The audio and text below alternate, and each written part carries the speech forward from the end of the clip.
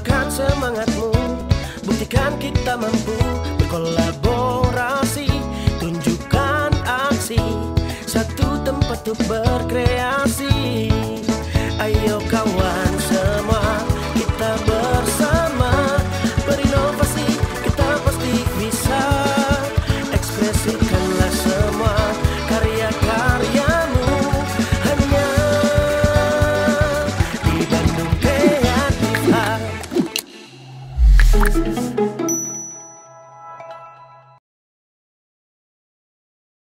Halo Sobat Kreatif, Sampurasun. Balik lagi di Beca Talk bersama saya Rizky Sanjaya. Sobat Kreatif, dalam setiap aspek kehidupan tentu kita harus memiliki sebuah peningkatan kompetensi, terlebih dalam situasi meningkatnya teknologi digital seperti saat ini.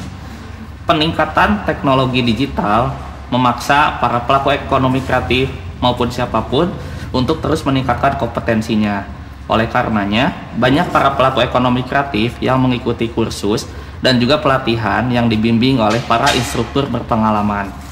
Berbicara tentang instruktur berpengalaman, apa saja sih landasan yang harus dimiliki oleh para instruktur hingga mereka layak dikatakan sebagai seorang instruktur? Nah, untuk lebih jelasnya, berbicara terkait instruktur, kita telah kedatangan salah seorang narasumber yang juga ketua dari HIS PPI Kota Bandung atau Himpunan Seluruh Pendidik dan Penguji Indonesia. Ada Kang Andi Novendi Surya Atmaja telah hadir di Beca Talk kali ini. Kita sapa aja yuk. Halo, assalamualaikum Kang Andi Novendi. Waalaikumsalam warahmatullahi wabarakatuh. Alhamdulillah. Gimana kabarnya nih Kang Andi? Baik. Sehat. Kabarnya baik. Kesibukan saat ini lagi apa aja nih Kang Andi? Kalau boleh tahu. Selama ini menghadiri seperti halnya program penutupan para lembaga kursus ya, ataupun pembukaan lembaga kursus yang mendapat bantuan dari pemerintah gitu. Kan di bidang dunia kursus itu ada pendidikan kecakapan wirausaha, pendidikan kecakapan kerja, ada dua. Jadi yang akan membuka dan memulai program ini dihadiri oleh saya. Mereka selalu mengundang saya gitu. Ataupun di event-event yang lain, tapi selama ini eventnya karena masih terbatas di PPKM, jadi untuk sementara hanya di seputar LKP saja, lembaga kursus. Kang Andi kan jadi ketua HIS PPI Kota Bandung ya. HIS PPI kan ada se-Indonesia ya. Bisa diceritakan nggak sih HIS PPI itu apa, baik Indonesia hingga sejarah adanya di Kota Bandung? Nah, makasih bahwa para pendidik dan penguji ini kan harus menuju kompetensi ya, harus profesional gitu. Sehingga dibentuklah himpunan seluruh pendidik dan penguji untuk mewadahi agar lebih berkompetensi. Jadi berkompetensi ini supaya memberikan pembelajaran ke lembaga kursus atau ke masyarakat lebih terarah sesuai dengan SKKNI. Dan jadi kan di pemerintah itu ada standar kurikulum nasional Indonesia ya. Jadi lebih terarah menuju ke arah kompetensi para pendidiknya. Baik. Kalau untuk di Kota Bandung sendiri sudah sejak berapa lama Kang Andi adanya HIS PPI? Adanya HIS PPI dari 2015 lah. 2015 itu saat ketuanya Pak Ermansyah. Karena Pak Ermansyah tidak aktif, ada pergantian di 2016 itu Pak Faujan sebelum saya.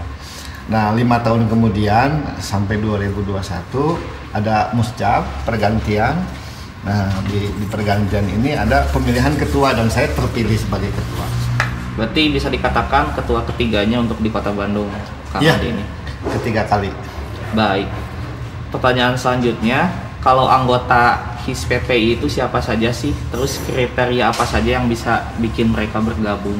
Ya, anggota HIS PPI adalah seluruh pendidik dan penguji yang ada di Kota Bandung, khususnya pendidikan non formal yang ada di rumpun kursus, apapun juga rumpun kursus ya. Di Kota Bandung ini identifikasi hampir 90-an ya, ada jenis rumpun kursus ya. Dari mulai setir mobil mungkin ya, perbengkelan lah segala macam itu kan masuk kategori rumpun kursus ya, rumpun bidang gitu. Jadi itu sangat banyak, namun belum masuk ke HIS PPI. Ya, untuk itu di program saya akan diraih semua para pendidik ini supaya masuk ke wadah HIS PPI. Nah, dan sekarang sedang berjalan untuk ke arah situ. Agar kenapa diwadahi agar terarah gitu. Ayo kita berkompetensi para pendidik agar menjalur gitu ke program pemerintah. Baik. Kalau seperti instruktur dari lembaga kursus di musik, fotografi, film yang ada kaitannya dengan ekonomi kreatif ada juga nih Kang? Oh banyak. Fashion, ya musik, kriya itu ada di kita. Cuma memang ada juga dari 17 sektor komponen industri kreatif yang belum ada. Nah seperti halnya desain interior ya, apalagi yang ada tertera di industri kreatif, memang ada sebagian, ada yang belum gitu. Yang ada fashion seperti hal karya, tata busana, desain baju ya, busana juga, menjahit, tata kecantikan kulit, make up, semua itu ada. Tata boga dan kuliner ada? Ada. Tata boga kuliner ada di lembaga Panghegar dan Tati Indah ada. Kalau aktivitas di HIS PPI itu biasanya ngapain aja sih Kang? Memberikan penyuluhan atau diskusi ya untuk bagaimana cara meningkatkan kualitas para pendidiknya itu. Jadi kita bina supaya dia itu didorong berkompetensi, ikut ujian kompetensi. Jadi agar lebih diakui ke profesionalismenya gitu ya. Berarti kan yang di trainer itu kan para instruktur dari lembaga kursus pendidikannya. Berarti ada yang dinamakan uji kompetensi pendidik. Ya. Nah, kira-kira biasanya materi apa sih yang diberikan terhadap instruktur di uji kompetensi pendidiknya? Nah, uji kompetensi itu meliputi teori ya, pedagogi, peer teaching, artinya cara teori praktek ya, mempelajari atau bagaimana dia mengajar kepada para pendidiknya. Jadi untuk itu ada teori praktek dan interview. Nah, di situ kalau memang memenuhi syarat untuk lulus, dia akan berkompetensi dan lulus. Berarti ada 3 tahapan ya, teori, praktik, dan interview. Iya. Nah, biasanya untuk mencapai 3 tahapan itu diperlukan waktu berapa lama sih dari para instruktur tersebut? Jadi sebelum ada uji kompetensi itu ada BIMTEK namanya. Oke. BIMTEK ini pembekalan 2 hari. 1 hari misalkan teori diberi pembekalan, keduanya diberikan praktek peer teaching. Peer teaching itu berarti micro teaching untuk bagaimana dia mempelajari untuk mengajar di hadapan siswa-siswa. Nah, di situ nilai-nilai lebihnya gitu. Karena ini bukan berarti bidangnya dia menonjolkan bidang, tapi tata cara, bahasa, attitude itu dinilai. Kalau misalkan si UJK pendidik ini berdasarkan rumpun, itu berarti banyak ya jurinya, tapi ini tidak. HIS PPI ini cara mengajar kepada para pendidik. Tata caranya bagaimana ini pedagoginya gitu ya. Attitude-nya, sikapnya, bagaimana di awal pembelajaran ini, itu yang dinilai, bukan dari jenisnya. Make up, jago make up, belum tentu kan? Yeah. Tapi kalau dia menyampaikannya piawai atau pintar di hadapan murid-muridnya, itu akan sangat menunjang kompetensi. Baik, saya jadi penasaran nih dengan tim penilai dan trainer dari HIS PPI ini. Boleh dijawab, tapi kayaknya kita istirahat dulu aja ya, ngopi-ngopi dulu Kang Andi. Baik. Siap. Istirahat dulu kuy.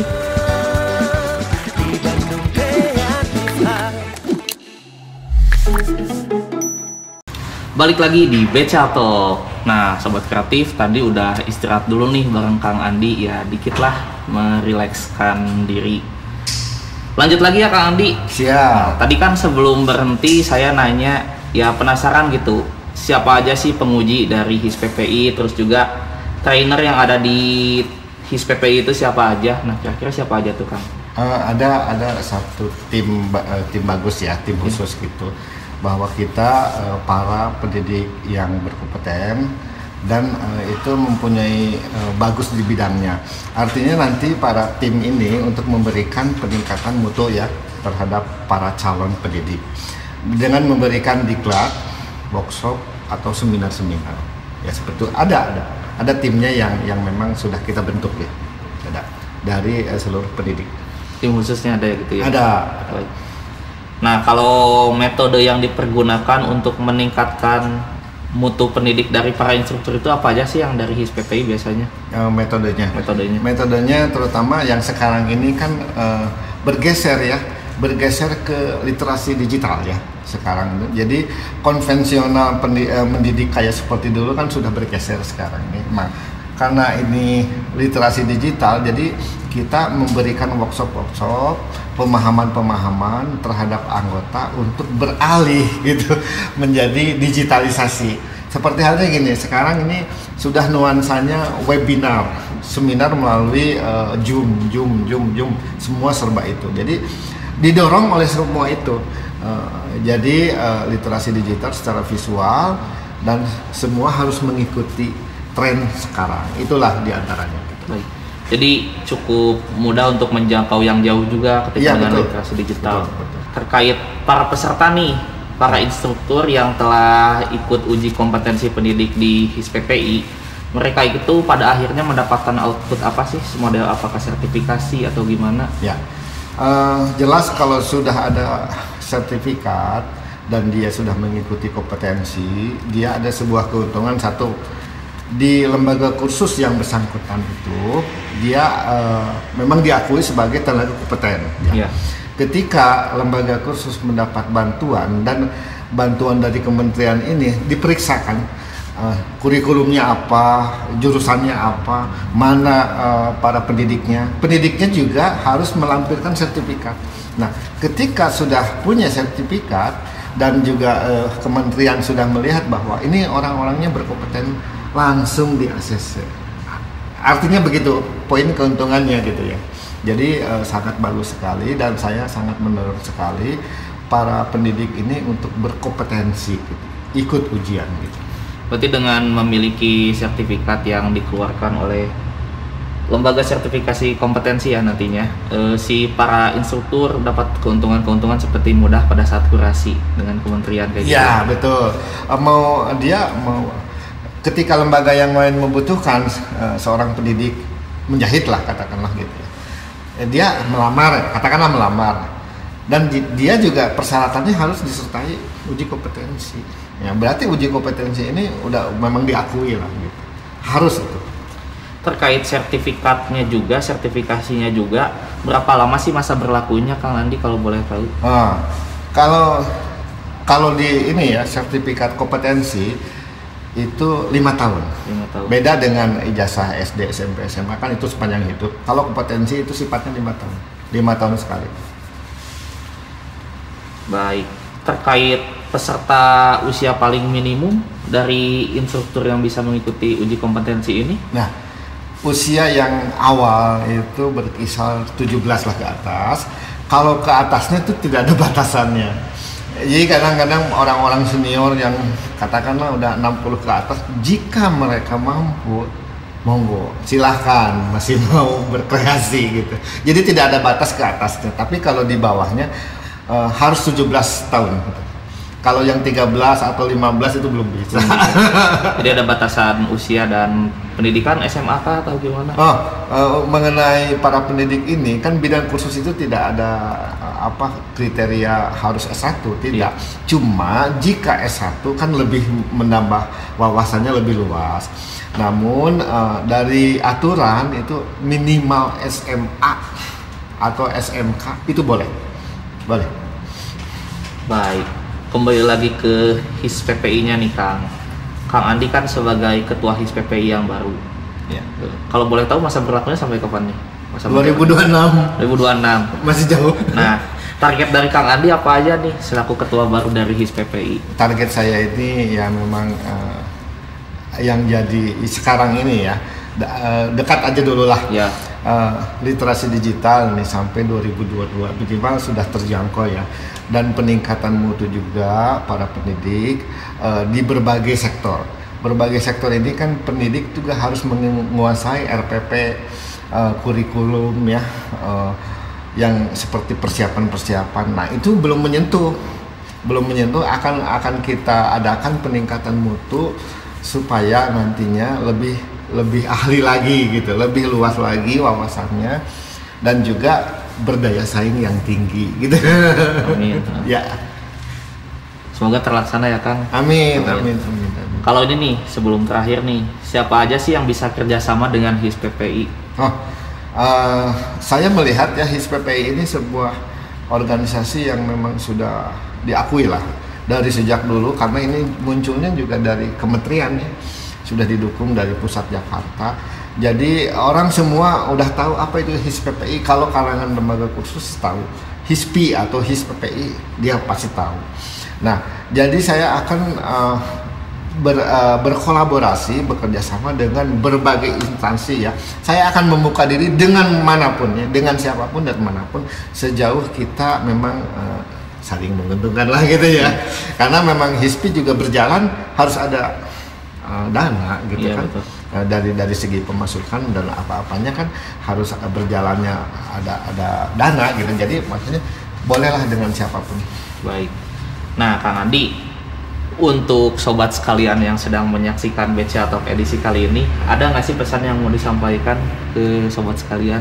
Oh iya, saran saya selalu berkreasi, karena namanya ilmu ini tidak ada batasan usia dan tidak berat dibawa-bawa. Jadi berkreasi terus agar kita bisa berkompetensi dan bisa mandiri, sehingga kita bisa berbekal hidup seperti itu, bisa tetap mandiri ya, seperti itu aja. Iya, amin.